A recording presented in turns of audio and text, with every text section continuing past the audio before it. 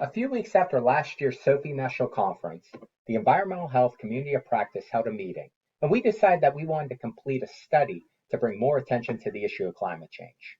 I volunteered to take the lead on these efforts, but ultimately this was a group project completed by several members of our COP. I have to admit, I'm still relatively new to the science of climate change, but what I do know is the fitness industry. I've been a certified personal trainer and group exercise instructor since the early 2000s. Plus, I've worked in a variety of fitness-related roles over the past 20 years.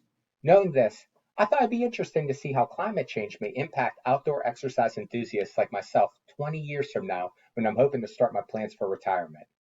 Based on this knowledge, the title of this poster is How May Climate Change Affect the Physical Activity Guidelines in the Future? Turning your attention to the left side of the poster, climate change is projected to increase the number of days outdoor temperatures reach 90 degrees or above. This increase has the potential to make outdoor physical activity even more difficult for many, especially those affected by health inequities. You might be thinking, well, why don't you just exercise indoors to beat the heat? Unfortunately, not everyone has the disposable income to join a fitness center, or to purchase a Peloton bike and stream classes, or even to purchase an air conditioner. Remember, hot, humid weather is a barrier to exercise for many individuals. But if you add in a lack of green spaces, unsafe neighborhoods, missing sidewalks, and underlying health issues such as obesity to the mix, you can see how it may be a real struggle to reach the physical activity guidelines. Let's look a little closer at these guidelines. The physical activity guidelines for Americans note that adults attempting to lose and keep off a significant amount of weight may need to be physically active over 300 minutes per week. This breaks down to approximately 43 minutes per day. This is definitely achievable, but how might climate change affect these recommendations? Well, the NATA's position statement on exertional heat illnesses states that in outdoor temperatures of 90 degrees, which we know will be occurring more frequently in the future due to climate change, a maximum of 40 minutes of outdoor exercise should be completed. Based on this comparison, it's starting to become apparent that certain locations in our country may be more accommodating or unaccommodating to outdoor exercise in the future. This leads us to the purpose of this poster. This poster seeks to determine whether a city's walk score, which is a measure of walkability in a given area, accurately reflects the potential ability to be physically active outdoors 20 years from now based on a projected worst-case climate change model. To complete this task, first we identified a unique metric for each of the 106 largest cities in the continental US, which incorporates both walk score and projected increases in temperature of 90 degrees between 2021 and 2041. Once done, we listed the 10 US cities that showed the greatest relative increase and decrease in metric ranking as compared to walk score ranking. These two tables in the middle of the poster list the results. I'm going to try to walk you through each of these tables.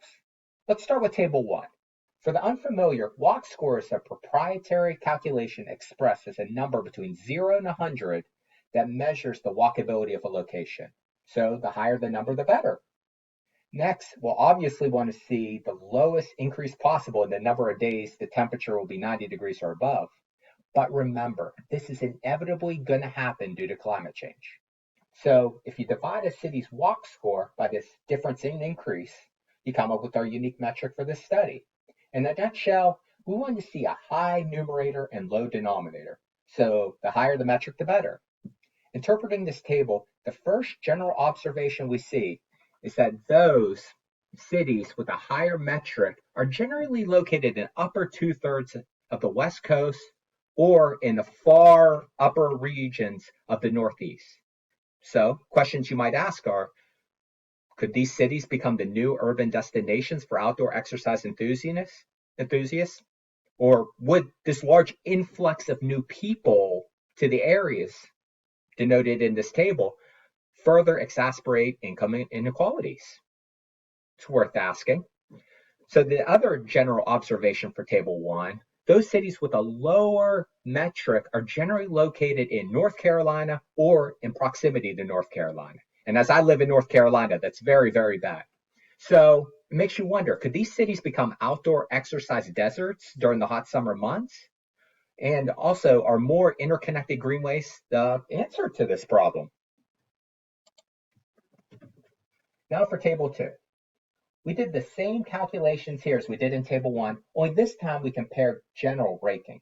Basically, we changed the data set from an interval scale to an ordinal scale. This was done to try to produce some additional insights from the data set. Interpreting this table, the first general observation we see is those cities with a high metric are generally located in the hottest areas of the country. So they're already quite difficult to exercise outdoors currently. Will these cities, which already struggle to be walkable, continue in this downward trend? We don't know, but that's what the results are kind of leaning towards right now. And possibly, could those individuals who advocate for crime prevention maybe be aligned with people who advocate for nighttime and early morning outdoor exercise? Maybe they could become natural allies. Another observation that we saw that those cities with a lower metric are generally located in large metropolitan areas known for their walkability. But as sea level rises, will the higher temperatures push outdoor exercise enthusiasts to leave these giant hubs of outdoor activity such as Miami, Philadelphia, and Washington, D.C.? Only time will tell.